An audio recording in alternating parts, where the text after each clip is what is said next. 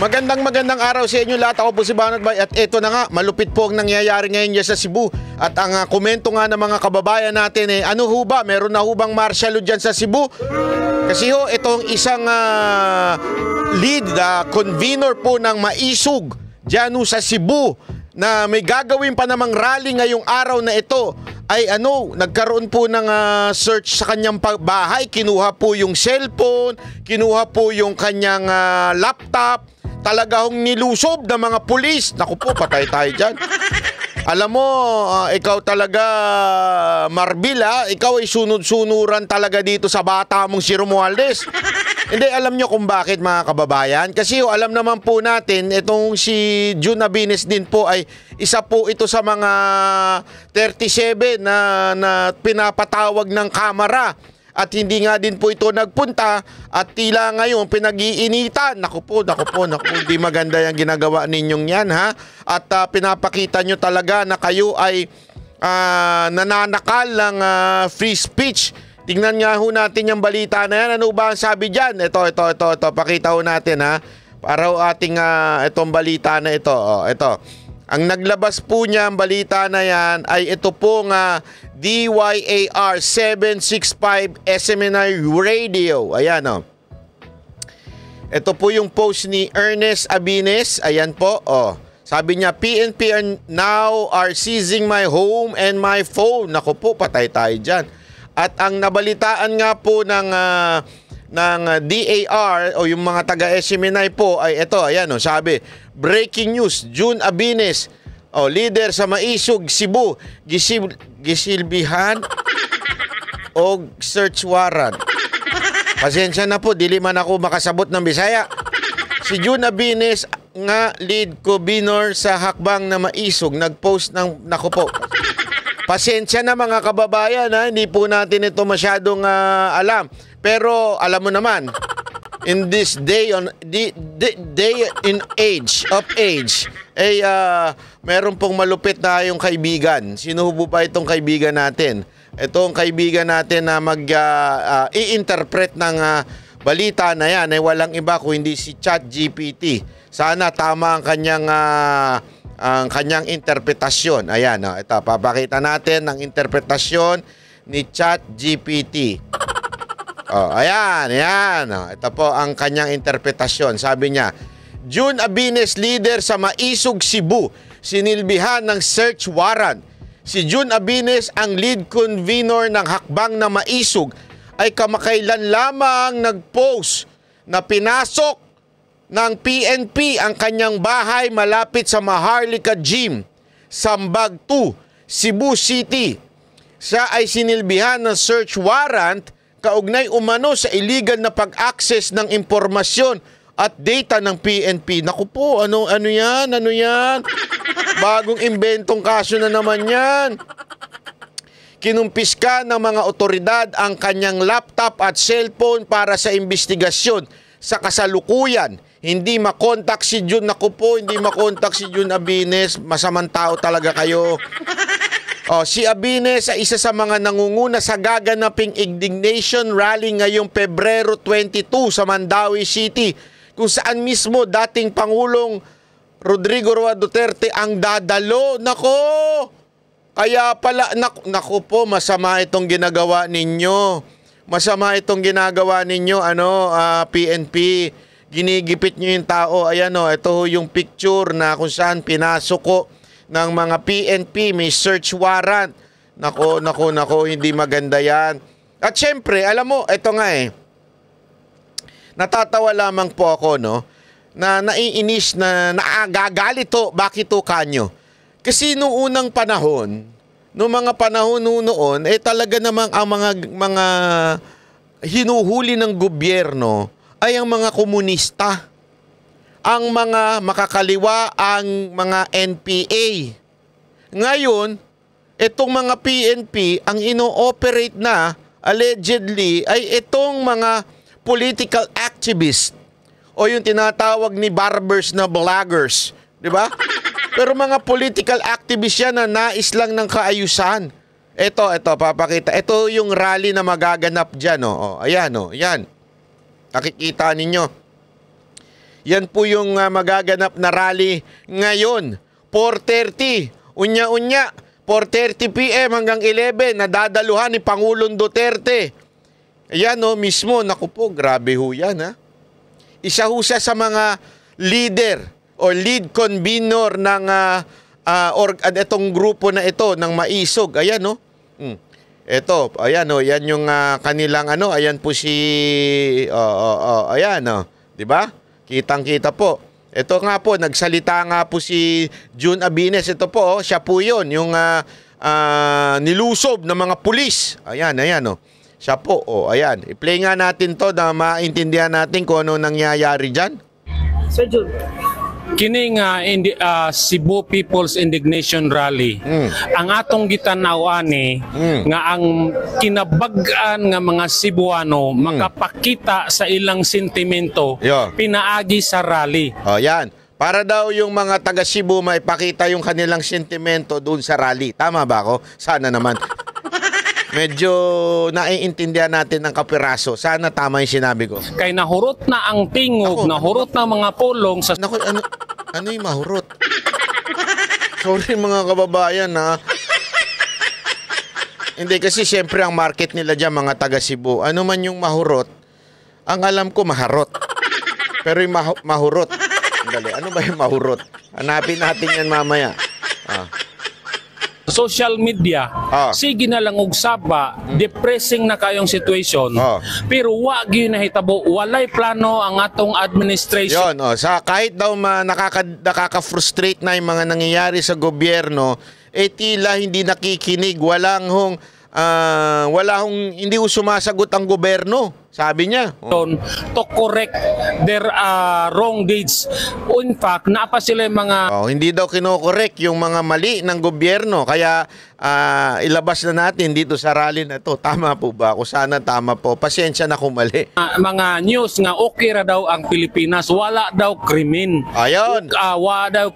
Ayan daw, kesa sa news daw, wala daw krimen, katarantaduhan po yan. Alam mo, may napanood nga ako dyan, sabi nung isang sana ibalik talaga si Pangulong Duterte o yung war on drugs kasi doon daw sa Mindanao, grabe na ho daw ang droga, kaliwat kanan, ang drogang kalakaran dyan sa Mindanao. Tapos sinasabi kahit nga daw yung mga otoridad ay naiimpluwensya na ng mga drug lord, takot na sa drug lord. Naku po, patay tayo dyan. Problema sa atong ekonomiya. Noise ra daw. Muna, ang mga tao, instead of saying words, mga social media nga post, muhimo na tag-action. Mauna ni ang atong chance mga Cebuano, mga ordinaryong Pilipino, nga ipadungog sa tibuok gobyerno sa Pilipinas, sa atong mga leader, nga wa nami malipay, ni palag nami, usban na ninyo ang inyong mga sayop nga binuhatan. Kay kami mga Pilipino, hibalubing nga ang power of the government emanates from the people. Yon, tama yon. Palakpakan si Sir. Kaya naman pala na-search warrant ka, Sir. Kasi sabi mo, the power emanates from the people. Na-search warrant ka tuloy. Diba? Kasi, bakit sabi nung pulis, hindi pwede yun? Power emanates from Tambi. Hindi pwede yun. Yun ang boss ng boss namin Kaya the power emanates from Tambi. Dahil dyan, search warrant ka. Dahil dyan, kunin namin cellphone mo at saka yung laptop mo. Kaya naman pala Sir Maobitaw nga matag eleksyon, muduol mo na mo, mangulitaw kay para mo hatagag posisyon, karon nga naa na mo'y posisyon, mag-abusar man mo. Abusado daw, tama ba yun? Mo na nga kini ang pamaagi nga maminaw mo. Samtang makaya pa sa dughan sa mga Pilipino, peaceful, non-violent na gathering para atong ipagawas ang atong mga reklamo. Pero sa tinud alay bugat na gyud kaayo. Galit na si kaayo. Bugna. Ano kaya yung bugna? Naku po. Sana pala tinranslate ko muna to Tagalog. Tumatag adlaw nagguol na ang mga Pilipino nga wa na mabilin sa atong gobyerno gipangawat na ang kwarta mga government asset gipamaligya na ang atong budget karon sa 2025 murag na withdraw naman sobrang katunga. Oo nga. Oh. Na-withdraw na kaagad. 60+% ang na-withdraw na kaagad ngayon pa lang January, February. Actually, sabi ni Atty. Vic Rodriguez, January pa lang, 60% mahigit na na-withdraw. Wala na. Wala na. Ubus na. Napamahagi na. Alam mo, may nakausap ako kaganina, hindi ko na lang sasabihin kung sino, ha? Grabe. Meron ako nakausap kaganina. Eto, totoo ito, hindi ito chismis. Ayaw lang niya magpangalanan, pero tinanong ko talaga bakit di ka pumirma sa impeachment? Ito, totoo ito, walang biro ito. Hindi na ako nagbibiro. Sabi niya, bakit yung kasama mo pumirma? Nag-yes, ikaw nag-no. Bakit di ka na pumirma? Hindi ka na lang nakisama. Bakit ka, hindi pumirma? Bakit ka nag-no? Alam mo, sagot niya sa akin, kung ako, politiko at gusto ko lang talagang mamulitika, pipirma ako ng yes. Bakit? Kasi pag kumontra ka sa leadership ng Kamara, ligwak ka ligwak ka pagka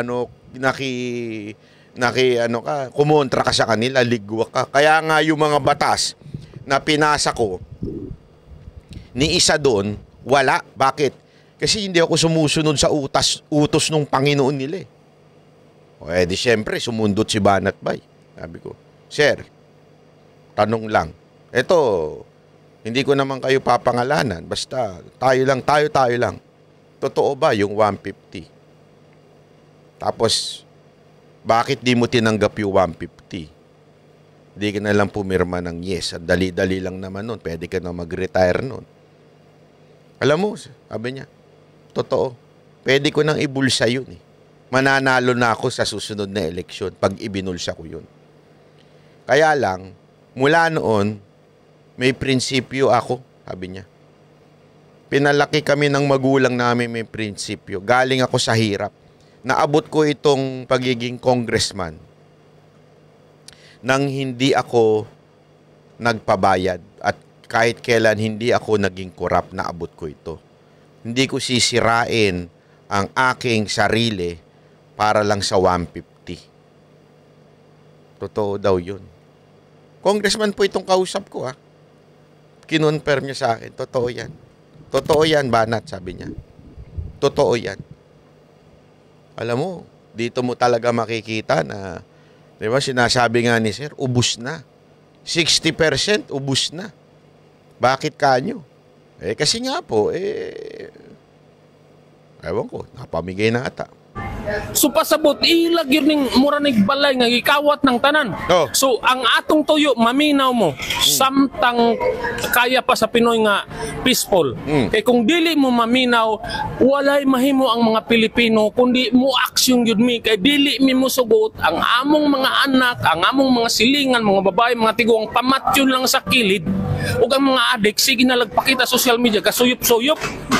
So wala na ipaglawang mo Pilipinas. Depressing na ni nga moment. Desperado ng mga Pilipino. Paminaw mo. Yan ang totoo mga kababayan. We are desperate. Kasi wala na talaga.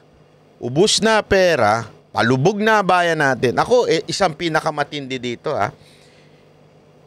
Masasabi ko, 2 bagay lang, mga kababayan. Wag na ho tayo magpaligoy-ligoy. Wag na ho tayo magpaligoy-ligoy. Wala akong pakialam kung ano kulay ninyo. Wala akong pakialam kung ano kulay ninyo. Tanong ko lang kayo.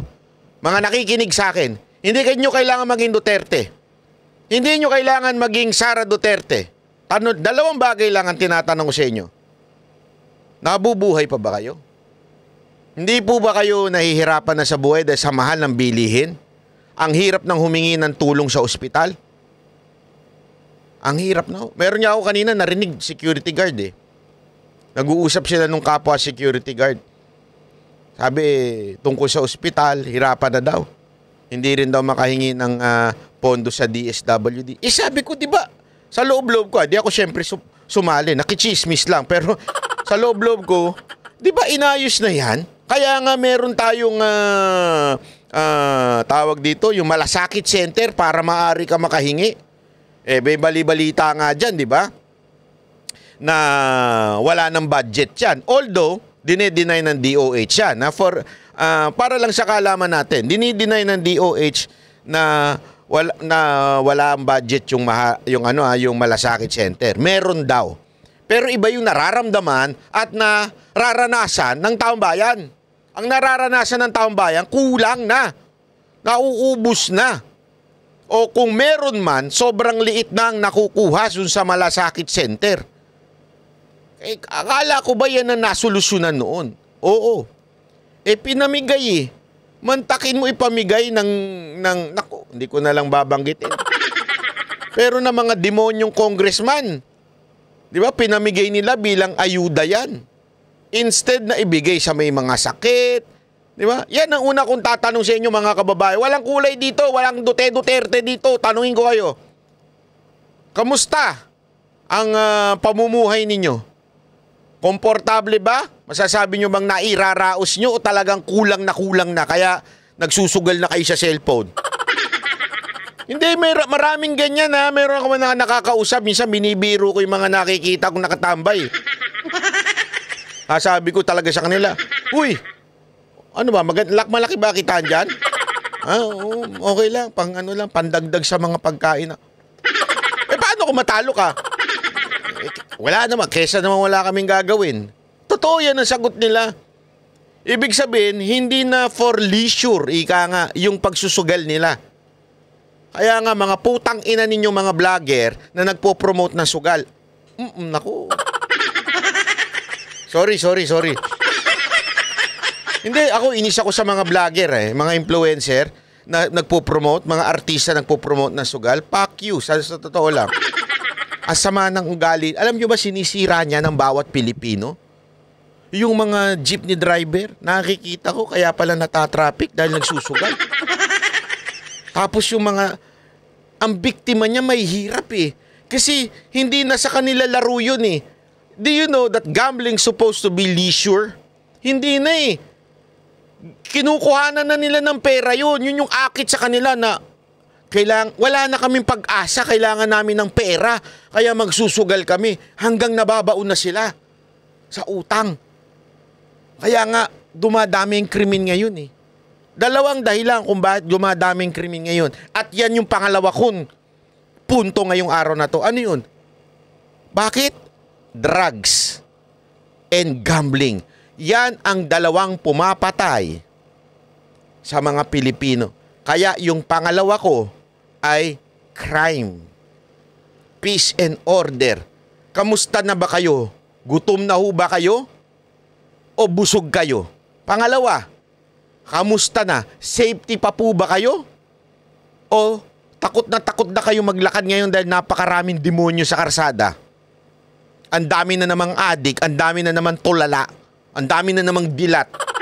Sabagay, ang dami namang dilat sa Congress Hindi lang sa Congress, pati sa palasyo. Puro dilat.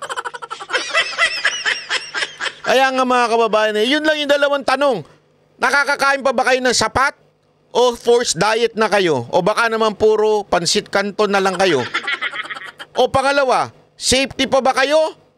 O hirap na kayo ngayon maglakad? Natatakot na kayo sa mga anak ninyo? Kung yan dalawang tanong na yan, bumagsak. Abay, sandali lang mga kababayan. Bakit bumagsak yan? Dati maayos yan. Dahil sa gobyernong ito. Yan ang katotohanan. At hindi lang yung gobyerno, executive branch Oo, may kinalaman na executive branch yan. Pero ang pinaka may kasalanan dito, yung mga walang niyang congressman natin na panay ang nakaw. Dahil sa pagnanakaw nila, naubos na ang pera ng Pilipino. Dahil dyan, nagmamahal ang ating bilihin. Bakit kanyo? Corruption Pag may corruption, ano nangyayari?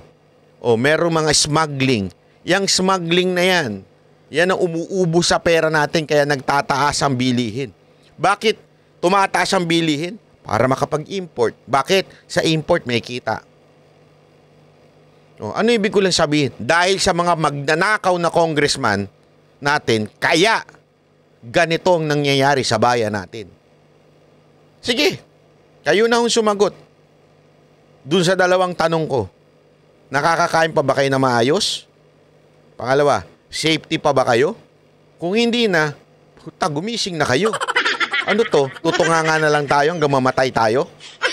Dalawa lang yan, mamatay tayo sa gutom o mamatay tayo sa mga kriminal. Mamili kayo. Tuloy natin, ha? Samtang wala pa masuko ang mga tao. Kaya kung masuko ang mga tao, why makapugong bisan pang tanan pulis, tanan military, pag masuko ng mga tao, wa gyud mo'y mahimo. So palihog lang, tarong na to atong nasod. Naku po, kaya naman pala ikaw, sir, tinarget ng pulis kasi parang nanawagan ka dyan eh. Hindi ko alam kung ano sinabi niya. Pero parang nabanggit mo yung PNP tsaka yung AFP. Naku. Pumantig ang tenga nung nag-a-appoint. Alam nyo naman kung sino nag-a-appoint ngayon, di ba? Ang balita natin allegedly, hindi na daw si Marcos Iba na daw namimili Sige nga, pangalanan nyo ngayon, demonyong namimili ngayon sa atin, kung sino yan. Pangalanan nyo nga dyan sa baba. Sige na, i-comment nyo. Okinawa? Anong sabi niya? Okinam? Ay, okay. Itong garbo nga nag-una ta sa Cebu, hoping nga sa ubang lugar sa Pilipinas sundon po nilo sa mga Pilipino non-violent peaceful rally para paminawon ta. Ayan ulitin natin, non-violent peaceful rally ang gagawin dito. So kung kayo ay galit na dahil sa mga magnanakaw nating opisyal ng gobyerno, kung kayo'y galit na sa mga abusadong nating gobyerno, at kung kayo'y galit na dahil walang ginagawa pagdating sa krimen, pumunta na po kayo sa isang peaceful and legal rally. Mamaya ho yan, 4:30 p.m. hanggang 11 p.m. Kung taga Maynila kayo, lipad na kayo, malay nyo, magkita-kita tayo dyan. 4:30 p.m. hanggang 11 p.m. Dyan po sa Pasilong sa Paradise, Mandawi City, Cebu. Darating daw po dyan si Pangulong Duterte. So magkita-kita po tayo dyan kung baka sakali lang Magkita-kita po tayo dyan. Malay nyo, nandyan tayo. Malay nyo lang naman. Di ba? Kasi kita ninyo, ganyan ganyan katindi naku po ayan ayan Bakit parang iba yung picture mo, sir, sa profile pic? Filtered po ba yan? Biro lang Pinapatawa ko lang kayo kasi alam kong masyado nang nakakainis ang nangyayari sa ating bayan. Pero ayan na nga po ayan. So yan po yung balita na yan. So kung gusto ninyong mag-update, okay? Alam nyo naman, pati yung lahat ng page, channel, YouTube channel ng SMNI, ginugurgur. Eto SMNI Radio Cebu, DYAR 765. Dyan, mag-follow na po kayo dyan. Mga taga Cebu, mga Bisaya, at saka mga kababayan natin dyan sa bandang Visayas. Ayan po DYAR 765 SMNI Radio Cebu. Yan na lamang po ang naninindigan para sa bayan. Ang SMNI, hindi natatakot, hindi natitinag at mananatiling matatag. Walang makakatakot sa amin. Galit ka ba, Nakbay? Hindi naman, nagpapaliwanag lang. Hindi, alam mo, grabe kasi talaga. Grabe yung nangyayari ngayon dyan. Hindi ko talaga malubos maisip Yun, galit na yung mga kababayan natin. Pero again, uulit-ulitin ko we are going to have a peaceful rally. Hindi po rebellion. And again, I do not believe in rebellion. I will not support any form of rebellion. Ako po ay naniniwala sa isang mapayapang pamamahayag ng ating saloobin. Huwag ho tayong gagawa ng kahit na anong dahas. Ipakita natin na kakaiba ho tayo, hindi tayo tulad ng mga komunistang NPA at komunistang mga mga makakaliwang grupo. Huwag ho tayong tutulad sa kanila. Tayo po'y naniniwala na sa bandang huli, Diyos pa rin po ang tanging pag-asa ng bayan natin. So idaan natin sa tamang paraan. Huwag po tayong magiging basag ulo, magwawala, peaceful rally. Walang rebelyong magaganap. Yan po ang lagi nating paulit-ulit. So ayan po yung maisog na yan, oh. Puntahan po, ito pala si Sir, oh. Ayan, nasa gilid, oh. Ayan, ayan, oh. Mga ano natin yan, eh. Kasama din po yan sa mga binanatan po ng committee, yung TRICOM, yung mga committee ng mga mananakal. Oh. Yung TRICOM na yan, mananakal ho yung mga animal na yan, eh. Totoo. Huwag na tayo maglokohan. Sila ho ay talagang mananakal. O, pakinggan natin to si Sir, ha? Sir, kinsa atong gipaabot na ginakabisita diyon sa atong indignation rally? Well, actually, no, sa gikaingon nako kaganina sa atong press con, gipadadhan na to imbitasyon ang tulo ka mga Duterte, no? Foremost of which is the former president, no, si PRRD, si VP Sara o si Mayor Basti, no? Pero so far, as of this morning, ang ni-confirmar pa lang mo ari og motambong is the former president, no? Si Pangulong Rodrigo Duterte. So, confirm po si PRRD na pupunta po dyan sa Cebu, ha? Ni-confirmar na pod ang duha ka senatorial candidates nga si Attorney Vic Rodriguez o si Congressman Rodante Marcoleta. Ayan, no? Si Attorney Vic pupunta, tsaka si Rodante Marcoleta. Abangan po natin dyan, ha? Marami pa pong pupunta, malay nyo. So far kanara sila sa mga national prominent figures, no. Ang mga PDP laban senatoriables wa pa sad mi kay ba wa pa confirmation kay tungod lagi sa dinalian ni murag lightning ang rally ni siya, lightning kuan dinalian kayo nga panagtigom. So wa pa mi kay ba basig conflict sad sa ilang mga kanang schedules, no. So far. Okay. Sa local, also man, na may mga specific i-invite or is it open to all? It is open to all, pero ang giimbitar lang gyud namo nga naay gipadalhan og invitasyon ang Tri-Cities ra gyud, no, of Cebu, no. Sa gikaingon ko na ang mga Duterte endorsed candidates sa Tri-Cities of Cebu, no. So kinsa man na sila, no. PDP laban si Mike Rama sa Mayor Mike Rama sa Cebu City, gi-endorsar man pod ni PRRD si Paz Radasa isip kandidato pagkamayor sa Lapu-Lapu City, imbitar pod nato, pero samot na gyud, no, ang atong host nga LGU si Mayor Jonas Cortez, no, nga gi-endorsar pod. Suportahan natin yung mga kandidatong. Alam mo, eto lang, gusto ko lang sanang sabihin ito. Ako kasi ilang beses ko na nakasama yan nakita, sabihin na meet at nakausap si Mayor Rama. Alam nyo, suportahan po natin yung mga yan kasi hindi ho madali ang sumuporta sa kanila, sa mga Duterte.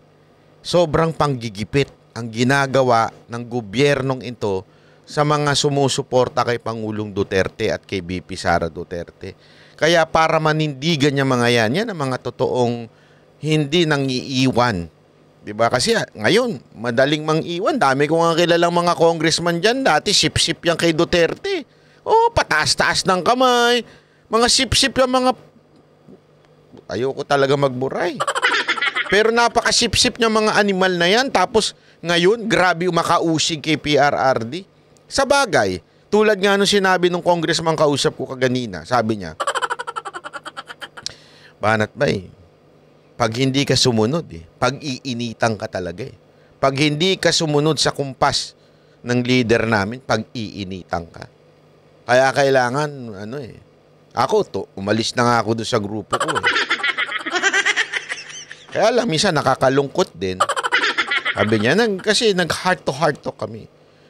Sinasabihan pa akong anti-Duterte daw ako. Pero sa totoo lang, hindi lang nila alam kung ano yung tinatayuan ko sa loob ng kamera. Na kung saan kailangan sumunod. Kasi doon sa kamera daw, hindi ka pwedeng middle ground. It's either you are kasama, kakuntsaba, diba? Or labas ka. Out of ka talaga. Out of the kalambu ka talaga. Ibig sabihin, talagang kaaway ka, kalabanin ka. Siya nga daw ilang beses nang nasita dahil hindi nakikisama. Pero may mga ilan daw Duterte supporter na tila tinitira pa siya. Sabi ko, ganyan talaga minsan yung iba nating kasamahan. Hindi kasi kami nag-uusap-usap. O sino ba ang babanatan? Sino ba? Minsan may kanya-kanya ho kaming isip. Dahil hindi totoo yung sinasabi nitong putang inang... Muntikan ko na mabanggit yung pangalan. Magagalit na naman siya. Sasabihin na naman niya, dito! Dito mo kami murahin! Hindi, kasi hindi totoo yung sinasabi nila na may kumukumpa sa amin. Hindi, magkakaiba kami ng utak. Ako, solve ako dito sa tao na to. Alam kong grabe grabe suporta nito sa taong bayan. Grabe ang paninindigan na sa prinsipyo. Pero may mga iba daw na binabanatan pa siya, sinasabihan siya ng anti-Duterte. Sabi ko, hindi lang nila alam yun. Ang importante, ipaglaban mo yung mamamayang Pilipino, yung mga ordinaryong Pilipino. Kaming banateros, sabi ko nga sa kanya, kaming mga banateros, hindi namin kailangan na isang tao pumanig. Hindi ko sinasabing, pumanig ka sa Duterte, hindi. Ipaglaban mo ang taong bayan, ipaglaban mo yung mga ordinaryong Pilipino. Matik na magkakasama-sama tayo. Nagigets yung ibig ko sabihin? Matik yan eh. Kasi wala naman nung pinaglalaban ng mga Duterte supporter kung hindi sa taong bayan. Bumalik yung peaceful, bumalik yung maayos, komportableng buhay. Yan po eh. Kaya lang naman tayo nagkasama-sama dahil yan po ang nais natin. At natanggap natin yan doon sa 6 na taon ni Pangulong Duterte. Kaya tayo, solidong Duterte. Hindi dahil, wala lang, gusto lang namin kay Duterte. Hindi ganun. Kasi naranasan ng buong bansa ang kaayusan. Masakit man, minsan stricto si Duterte. Pero naayos ang kaayusan, nagkaroon ng komportableng buhay, nagkaroon ng mga pondo yung dapat tumulong, na ahensya ng gobyerno, naayos. Sayang nga sabi ko, ipaglaban mo lang yan, magkakasama-sama tayo. Bakit? Yan ang nais ng may mga Duterte supporter. At labanan ng korupsyon kasi sagad na sa buto yung korupsyon. Sagad na sa buto mga kababayan. Walang biro ho. In his personal capacity ni PRRD. Aside sa Tri-City, sir, how about Danao? Ang Danao, wala na mo sila padalhi og formal invite, no? Pero ni-participate na sila atong miagi na tong karaban, no? So nipasalig na sila og nagpadala na po sila sa ilang intensyon. In fact, doon na ilang mga lista, doon na sila yung mga plano sa ilang pag-ari dire, no? Although napadalhan siguro sila kanang general lang siguro, generic mga invite, no? Kay lisod sa kayo, mangluod sa niya ng uban, no? Pero nakaparticipate man gud sila atong karaban, ang 5th district, no? Mao nang dali ra dayon sila naka-coordinate, no? So hanggang dito na lang po muna tayo mga kababayan. Ibinalita lamang po natin yung nangyari po dito sa isang lead convener na si June Abines. Abines o Abines, I'm not sure kung paano i-pronounce. Pero pinalita nga po ngayong araw na ito ang nangyari sa kanya. Si June Abines, ang lead convener ng Hakbang na Maisog, ay kamakailan lang ay nag-post na pinasok ng PNP ang kanyang bahay malapit sa Maharlika Gym. Pinagbintangan siya na illegal daw ng pag-access ng impormasyon sa data ng PNP. Tapos timing na timing, no? Talagang hindi ko alam kung bakit eh. Tandaan ninyo kinumpis ka ng otoridad yung kanyang laptop at cellphone. Remember, siya ang lead convener diyan sa gaganaping event. Ibig sabihin, kukunin yung cellphone, babasahin siguro, sino ba mga, alam mo naman tong gobyerno to, bangag eh. Bangag talaga eh. Bakit bangag? Praning eh. Praning ho eh. Praning ho talaga eh. Napapraning ho sila kung ano mangyayari siguro dyan sa Cebu. Kaya yung leader nung lead convener nung event, kinuha yung cellphone tsaka laptop. O sino ba mga pupunta? Mantakin mo. O sino ba magko-coordinate dyan? Siyempre, tao ni PRRD, dyan magko-coordinate. O, bakit kinuha yung cellphone? O, tsaka yung laptop. Di ba? Ano ito? Ang laking katarantaduhan na ho ito Kaya mga kababayan, gising-gising ho tayo. Baka mamaya, bukas kamakailan, wala na kami lahat. Hindi, alam mo, walang biro, hindi ako nagbibiro nakaka ano ho yan tawag doon, nakakabahala. Sabi nga, di ba, nakakabahala ho yan dahil kung nagawa ho yan sa isa sa mga inimbitahan ng kamera, ay baka anytime, yung iba sa amin ganyan din. Buti na lang nandito ako sa Japan. Hindi nila alam, nasa Japan ako. Nakatira na ako sa Japan ngayon. May asawa na ako sa Japan. May asawa. Gago! Oh, may Haponesa na ako asawa. Hindi nila alam. Kaya ako ay residente na ng Japan. Diba? Ang bihira kayo. Anyway, mga kababayan, dito na lang po muna tayo. Maya update tayo ng mga mangyayari pa. Okay? Ako po si Banat Bay. Yan ang Banateros, boses ng ordinaryo Pilipino. Banateros ay walang makakaawan.